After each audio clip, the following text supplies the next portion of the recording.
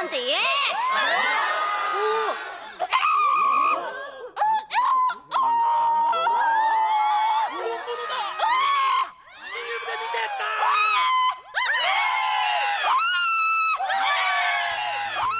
Zombieland Saga was something like a masterpiece to me.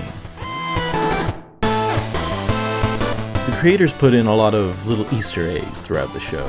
Just little things to let you know they're having just as much fun as you are. Like, Saki wore the Sukeban Deka outfit when she was alive, because she was a Sukeban. The OP is made out to be a tokusatsu reference. There were no outright idol references, that I could tell, like some other idol anime. Except for maybe Laser Beam by Perfume, but there's some people who don't consider them idols. Then there was that time Nanamizuki did the live in the middle of a typhoon. That's the energy behind the show. It becomes an extreme the show must go on type of feeling. And then the seiyuu choices were brilliant. Miyano Mamoru gets to play himself for once. Just himself.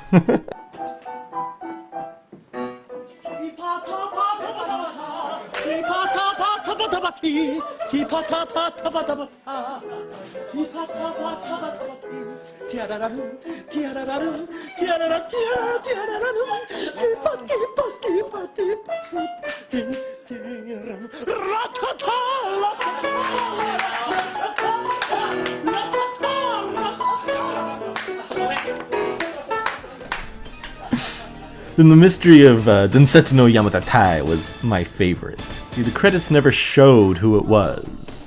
Not until it was leaked on Twitter that it was actually Mitsuishi Kotono, the seiyuu for Sailor Moon and Misato. I won't go into it right now, but she performed in idol-like events on stage as Peach Hips with the other Sailor Senshi seiyuu. This was against her manager's wishes, and before this was a big part of the job in the first place. So she is indeed legendary. There's something so Zombieland about getting such a high-profile seiyuu and having her communicate only through grunts and...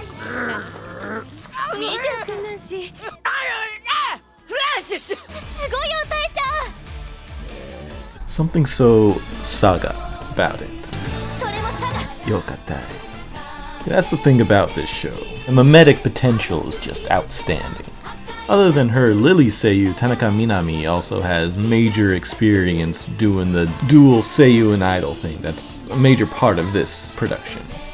And all that was kind of fun for the seiyuu otaku. Miyano Mamoru was great. As it went on, I loved all the characters. I watched it like any other idol show, which I'm a fan of. Despite what some people say, it is an idol show, and it is a tourism show. But it takes these conventions and does something different with them. Now, I don't want to talk up doing unique things for the sake of it being unique, because many times unique things are crap, especially when they focus on just playing up the concept of its uniqueness rather than any actual hooks. Also, things that aren't unique are many times extremely good. There are people who say something is good just because it's unique, and I don't buy this for a second. Usually it's just a case of them not really knowing the conventions that their favorite anime borrows from, so they think it's unique when it's really not. Usually a tourism anime would say, well, the view here is great, the local dish is awesome, but Zombieland says, well, everything about Saga is the best, without anything backing it up. Just like the fact that it's Saga being promoted as this high culture area of like extreme significance is like a joke itself. It's almost ironic. And everyone in the show believes this, by the way. Everyone is extra. Everything is extreme in the show. Just the simple act of them getting a radio show is just the most extreme thing ever. They're built up to be like destined to be these legends of Saga. It's great. You can call this a subversion, but really it's their own tongue-in-cheek version of a local idol anime. And as far as local idol anime and local idols go, they are top of the class. Just like the Nakarigawa girls playing in the background right now from the anime Local Doll.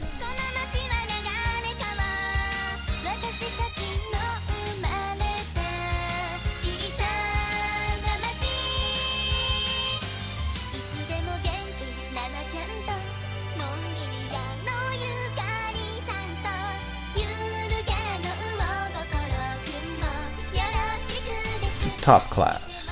Nothing makes me want to experience Saga more than...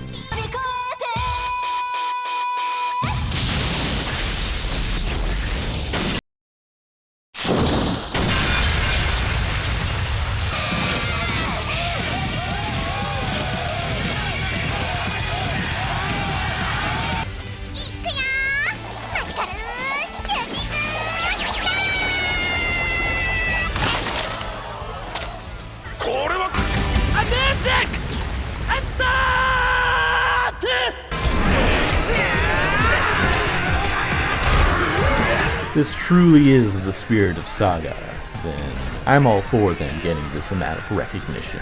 The fact that they're zombie idols is hilarious on its own.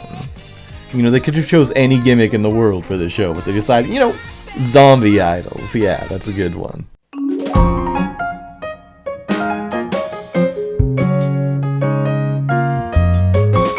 Notably, the group which would later become Gainax were brought together by a team of Kansai SF con-goers who wanted to show up the Tokyo cons by making something incredibly more fun and exciting than anything Tokyo cons had, which were to be Daikon 3 and Daikon 4 and onwards, notably showcasing the famous Dojin animations by Anno and Akai and so on. A real showstopper. Speaking of, the guy who brought it all together, Takeda-san, or Notenki, recently founded Kyoto Gainax with the same spirit to bring the legacy back to Kansai, where it all started. After, of course, KyoAni showed it was possible to make anime outside of Tokyo. So yes, this kind of local posturing is inherent to the otaku identity. The local idol phenomenon really fits right into place, doesn't it? Gotta show up those Tokyo girls. Soremo Saga!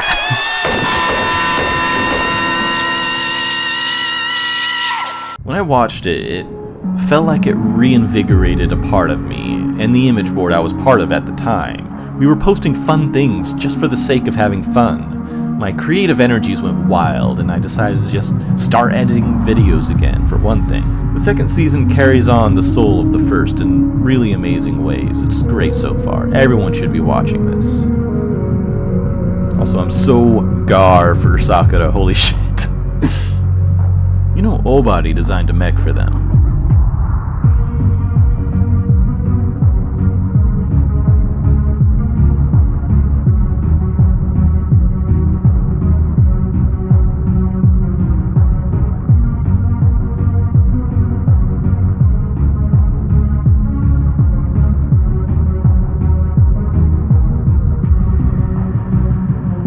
Zombie idols.